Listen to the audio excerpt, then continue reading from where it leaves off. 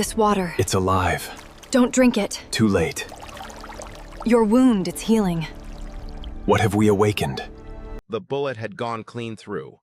That was what Dr. Lena Cross kept telling herself as she staggered through the bioluminescent forest of Thalmora, one hand pressed hard against her right side, fingers already slick and warm.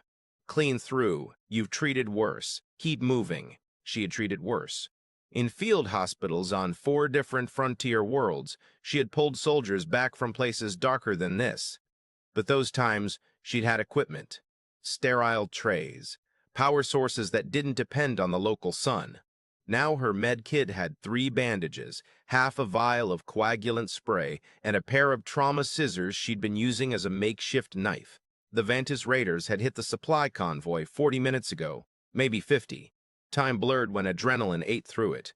Lena had been in the 3rd vehicle, the one marked with a red cross that was supposed to make them untouchable. The Raiders hadn't cared about the cross. They never did out here on the frontier moons. She'd gotten Corporal Hades out, dragged him by the collar through burning scrub grass while pulse fire chewed up the ground beside her boots, pushed him into a drainage ditch and told him to stay low. Then she turned back for the medic bag because the medic bag had the antibiotics, and Hades had a chest wound that would turn septic by morning without them. That was when the 2nd Raider had fired. Now Hades was safe, she hoped, and Lena was bleeding through a forest that looked like the inside of a fever dream.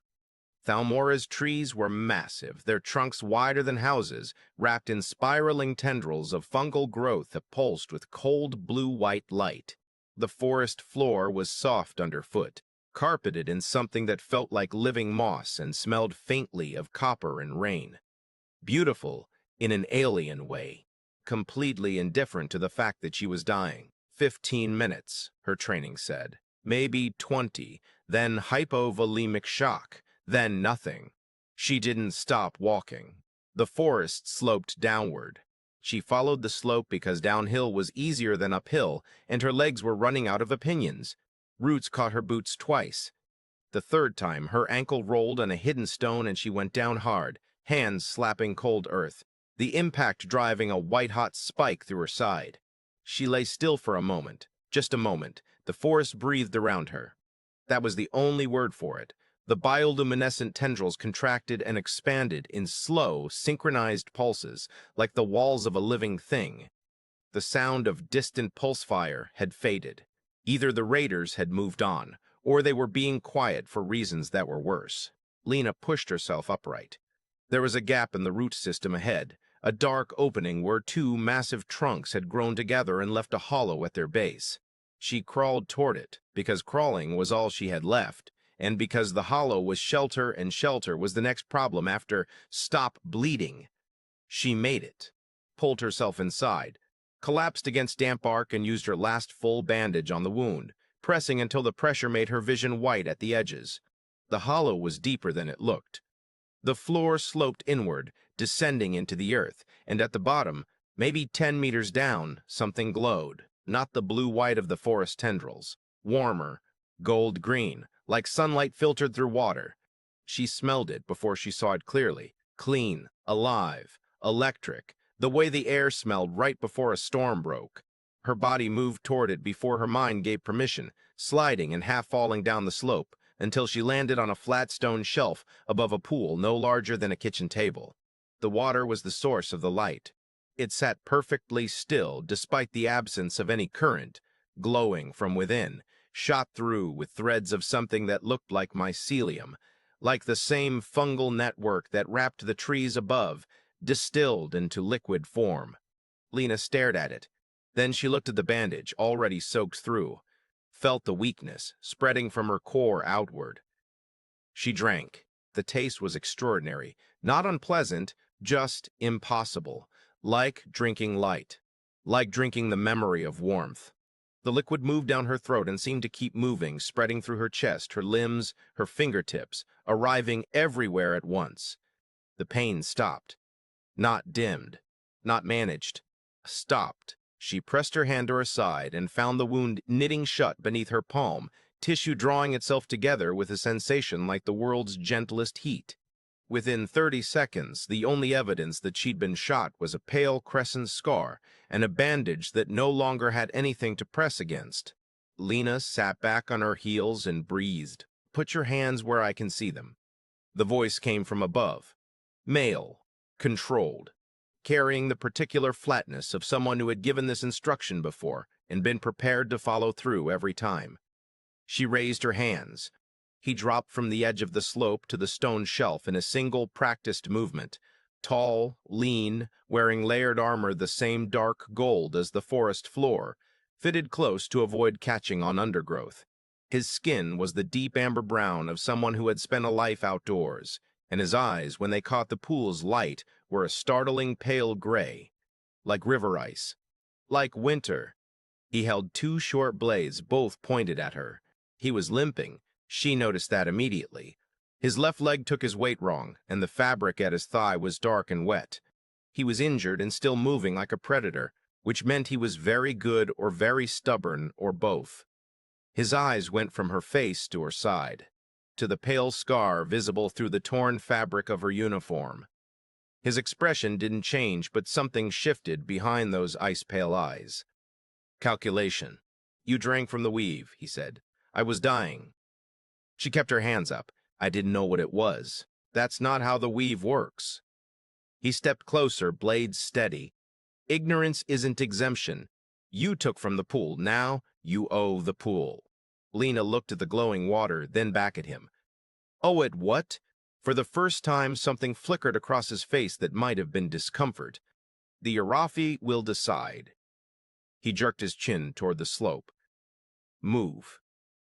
"I'm a doctor," she said, not moving. "A surgeon. I heal people. I'm not your enemy." He studied her for exactly 3 seconds. "You're an off-worlder who drank from the weave without permission and is now marked by it." He nodded toward the scar. "The Arathi will decide what that means. Move." She moved. His name was Rin. She got that much from him on the climb up through the root network. A series of tunnels and natural bridges that connected the forest floor to the canopy settlements of the Arathi, the indigenous people of Thalmora's moon forest. He offered nothing else voluntarily, and she didn't push. She was busy watching his leg. He was bleeding steadily, not as fast as she had been, but steadily. She timed the drip pattern against her own heartbeat and ran the math, and didn't like the answer. The settlement appeared gradually rather than all at once. Structures built into the trees themselves, platforms and dwellings woven from living wood and fungal fiber, connected by rope bridges and root channels that the Arathi moved along with the ease of people who had never needed to fear heights. The bioluminescent tendrils wrapped every surface, providing light without flame, warmth without smoke. It should have looked primitive. Instead, it looked like something that had grown rather than been built, which in Lena's experience meant it had been designed by people who understood their environment at a molecular level. People gathered as Rin marched her along the main platform. They had the same amber-brown skin, the same pale eyes in varying shades.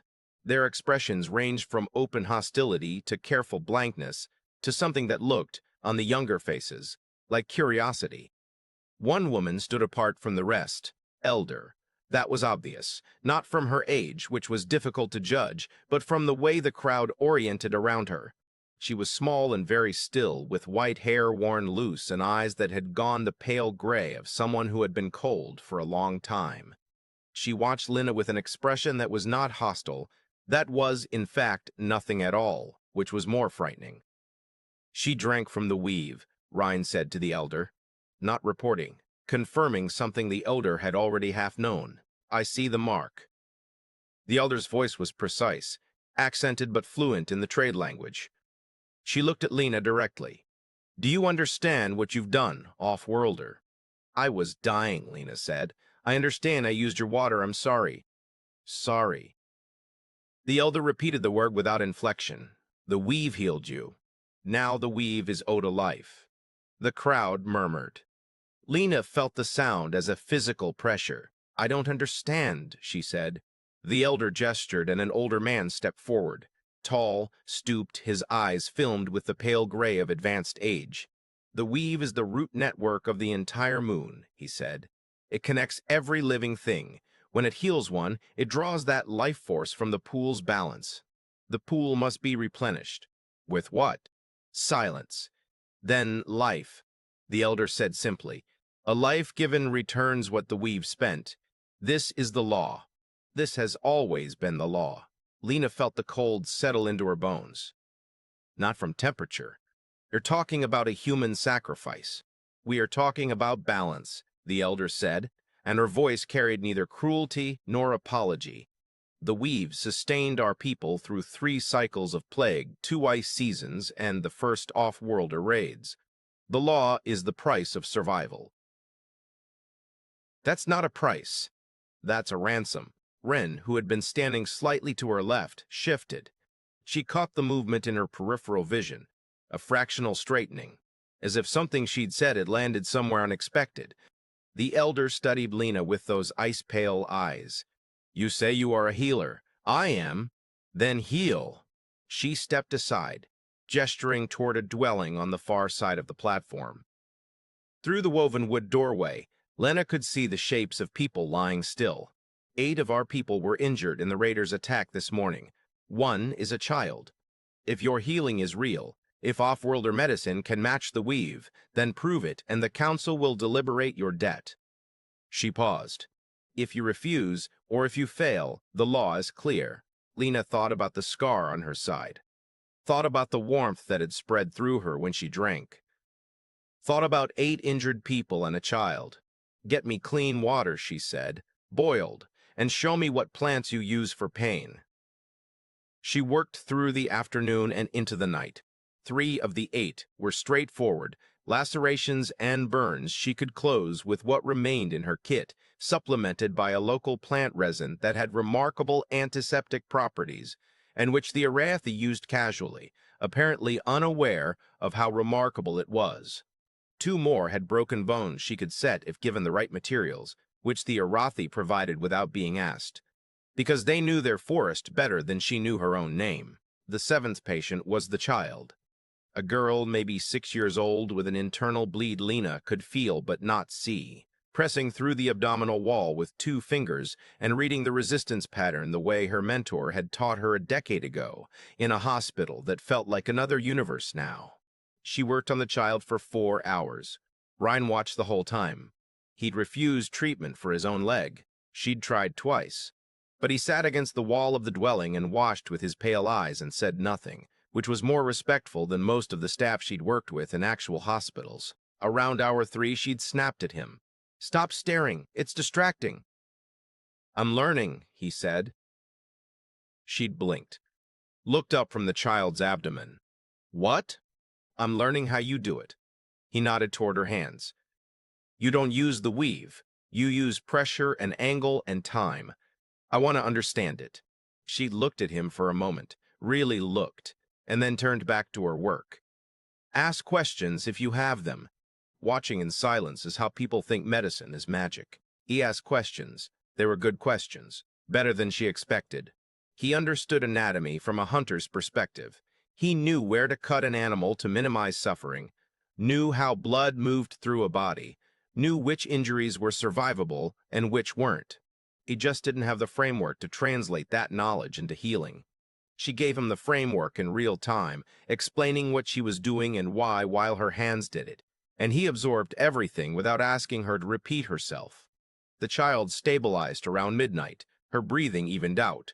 The abdominal rigidity softened. Lena sat back on her heels and let her hands shake for the first time all day. Ryan appeared at her shoulder with a cup of something hot. She took it without looking and drank it and discovered it was a broth that tasted like salt and smoke and was exactly what she needed. You saved her, he said.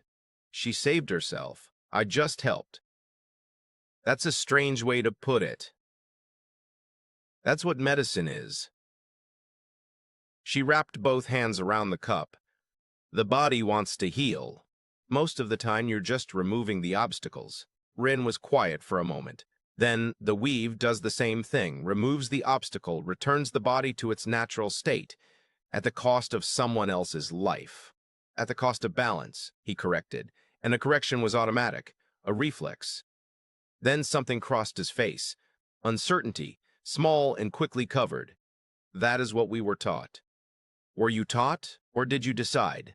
A didn't answer, but he didn't leave either. 3 days. 3 days of working the infirmary, of teaching Rin the pressure points, and the plant pairings, and the difference between a wound that needed closing and a wound that needed to drain. 3 days of navigating the elder's suspicion and the younger Arathi's tentative curiosity. 3 days of sleeping on a woven mat in the corner of the healing dwelling and eating whatever Rin brought her without asking what it was. The night of the 3rd day, he brought her something from his own pack, a flat bread he'd made from forest grain, dense and slightly sweet. He broke it in half without ceremony and handed her a piece. She took it. "You've been here before," she said. Not a question. "With off-worlders, once." He stared into the fire they'd built in the dwelling's central pit. 2 years ago, a survey team. They said they were mapping the ecosystem. He paused. 14 months later, the first mining equipment landed in the Eastern Valley. Luna felt the weight of that settle. Did the weave stop them? The weave doesn't fight. Something dark moved through his voice. "We fight. We lost 7 people. The miners lost more and eventually decided the extraction costs were too high." He looked at her. "For now. That's why you don't trust me. That's one reason."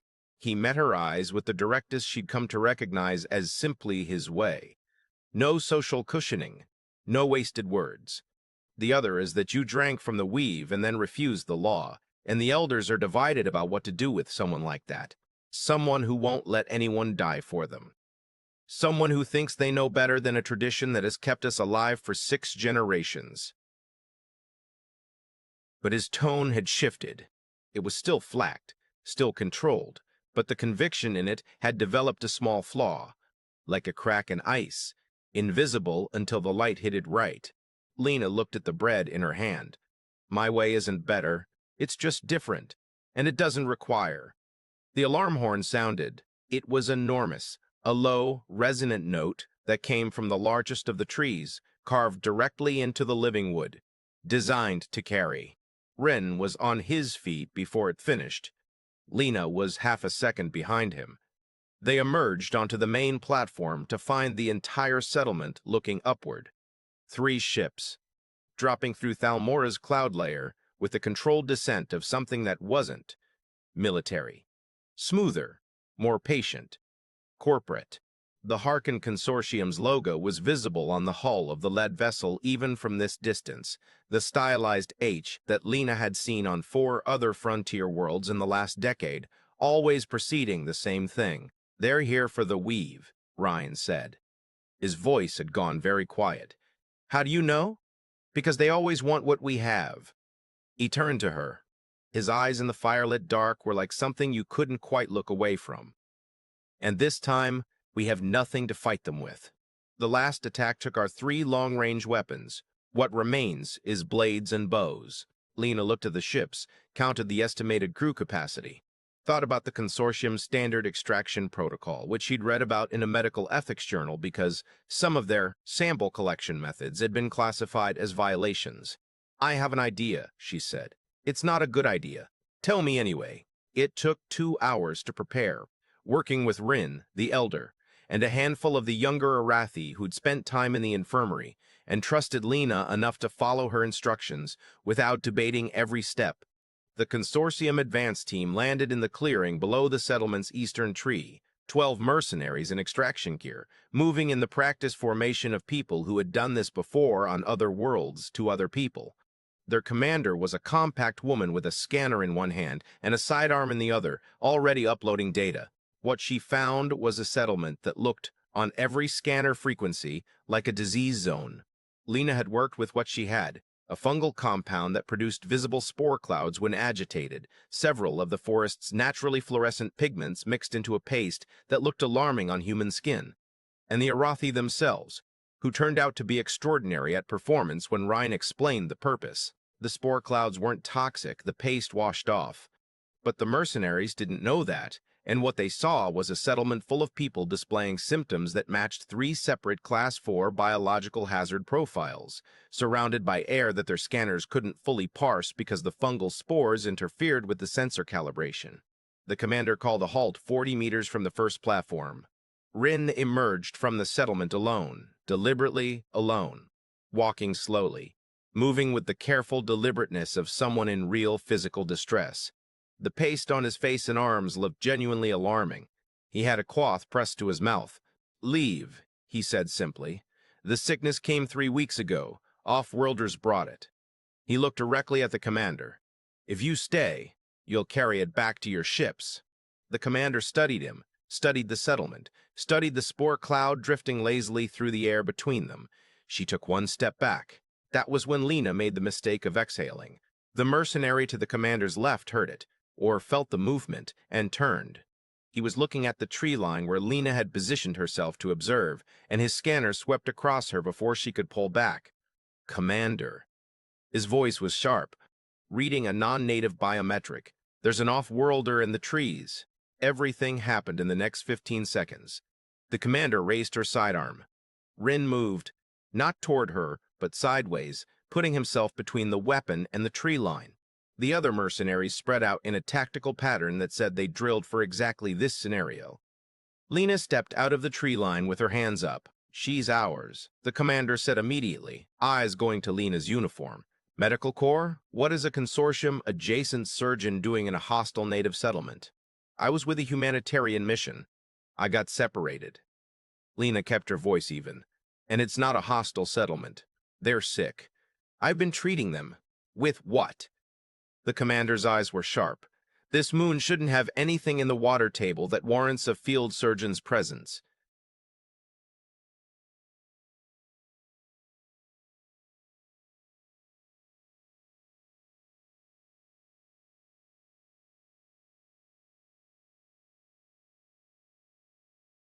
The word moved through Lena's mind like a current. She already knows. Or suspects. "Fungal infections," Lena said. "The bioluminescent network sheds proteins during seasonal transition. Some of the local population had reactions." The commander stepped closer, studying her, studying the settlement behind her. Her scanner moved in a slow arc, and then Rhine stepped forward again. "She is our healer," he said. And the way he said it, simply without qualification, stopped the commander mid-step. "She stayed when she could have left. She is under our protection." The commander looked at him for a long moment, then at Lena. Then her eyes went to the pale scar on Lena's side, visible through the tear in her uniform. She smiled. It was not a good smile. "Get them both," she said to her team. It went badly quickly. The mercenaries were professionals, and there were 12 of them, and Lena had 2 hands and no weapons. Rin had 2 blades and moved like water, keeping 3 of them occupied while the others swept the platform perimeter, but the numbers weren't survivable. He took a plasma bolt to the shoulder at the same moment Lena took an elbow to the jaw. She went down hard, came up harder, throwing herself at the mercenary's knee with the single-mindedness of someone who had spent a decade learning exactly how bodies break. The knee gave. He went down. She took his sidearm, but Rin was on the ground. He was conscious, barely, one hand pressed to his shoulder, the other still trying to find his dropped blade. The plasma wound was serious, the kind of serious that could turn fatal inside an hour without proper treatment, and treatment required equipment she no longer had. The commander stood over him. "The pool," she said to her team. "We need coordinates for the biological source. The scanner traces are leading to a subterranean water table. Find it." The weave. They'd known all along. The spore interference hadn't confused them. It had confirmed something their intelligence had already suggested. Lena looked at Rin.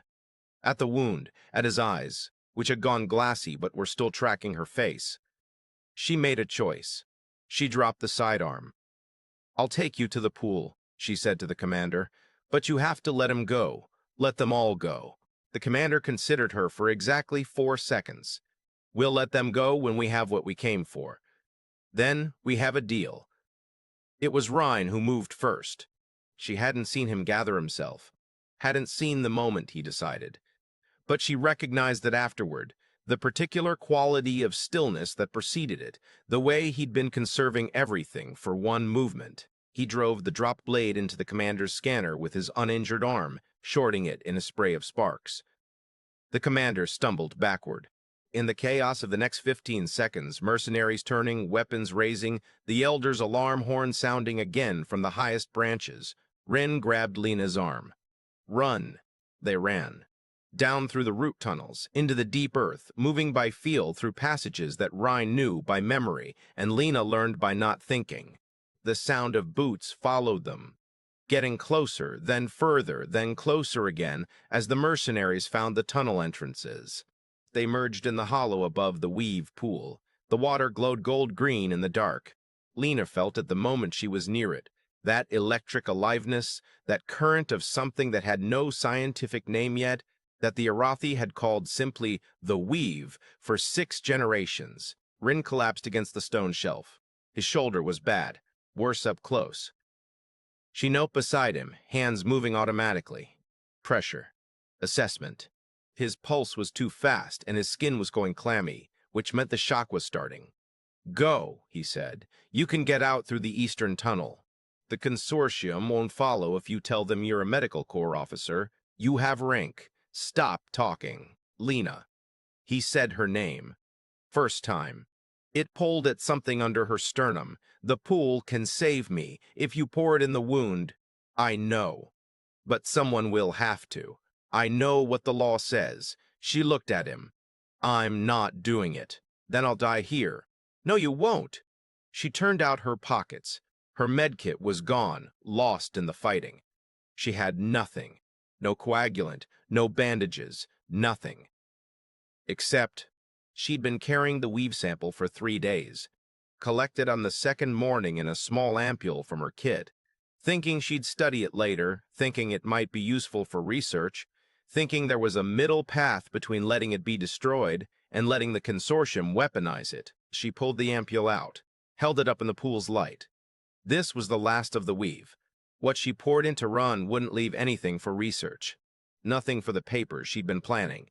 Nothing for the pharmaceutical research that might have helped 1,000 people on other worlds, might have rewritten what they knew about tissue regeneration, might have built the bridge between his people's knowledge and hers. She looked at him. He looked back. He understood what she was holding and what it meant, and his expression said he understood what it would cost her. Don't, he said. The body wants to heal, she told him. I'm just removing the obstacle. She poured the ampule into the wound. The weave worked. Of course it worked. The wound closed in under 2 minutes, tissue drawing together, the pale scar marking the place where it had been. Ryan's pulse steadied. His color returned. He sat up slowly, pressing his fingers to his shoulder with the same expression she'd seen on her own face 3 days ago. Not quite believing, not quite ready to trust it. It's gone, he said. The sample. Yes. He looked at the pool. The pool glowed on, unchanged, holding whatever ancient network of life it had always held. The elders will say the weave chose, that the balance was found. What do you say? He was quiet for a long moment. Then, I say that you gave something valuable to save a life. That's, he stopped. Try it again.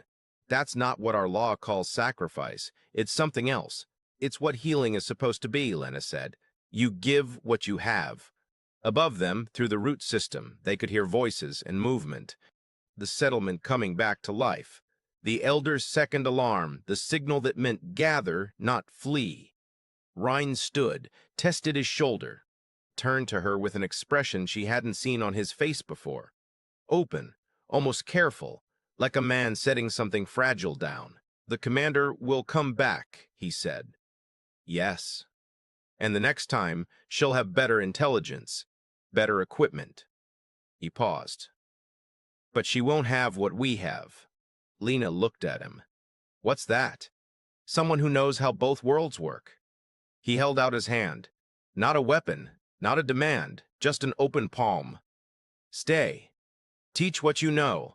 Learn what you don't. We'll build something neither of our people has had before. She looked at his hand. She thought about the research she'd never write, the paper that would never be published, the ampule she'd emptied into a wound instead of a laboratory. She thought about the child breathing steadily through the night, about Rin asking questions in the dark with the intensity of someone for whom knowledge was not academic, but survival. about the Elder's ice-pale eyes saying, "Prove it," and the 14 people who were alive because she had. She took his hand. The consortium came back 6 weeks later. They came with better equipment and a legal extraction warrant backed by 3 frontier administrative bodies. What they found was a settlement that had changed. The infirmary was real now, not a repurposed dwelling, but a purpose-built structure at the center of the platform complex, with storage for supplies, 3 permanent treatment areas, and a teaching space where Rin and 2 of the younger Arathi conducted something that was half lesson and half practice, working through cases from memory and from new ones as they came in. The commander with the non-good smile stood at the clearing edge and looked up at the settlement, and then at the document Lena walked down to meet her with, a full biological survey report filed with the same frontier administrative bodies that had signed the extraction warrant, establishing the Thalmora Moon Forest as a Class II protected ecosystem under the Frontier Conservation Compact. "You can't do this," the commander said. "I didn't." Lena gestured toward the settlement. "They filed it. I helped with the paperwork. The Weave is a mycological network of previously undocumented complexity and ecological significance." Lena smiled pleasantly. "Any extraction that damages it would be in violation of 3 separate conservation statutes.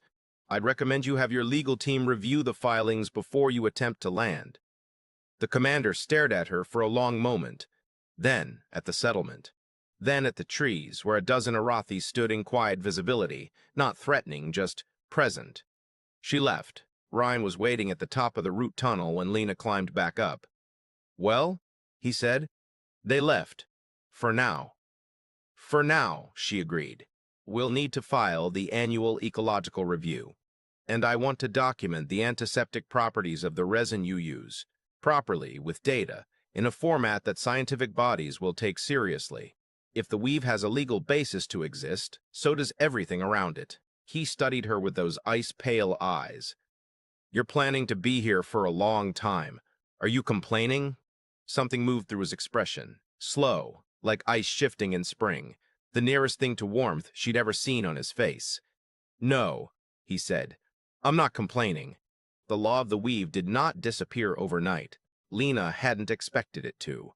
Traditions that old, traditions woven into a people's survival, didn't dissolve because one off-worlder made a good argument. What changed was the Elder's position, not a rejection of the law, but a reinterpretation of it.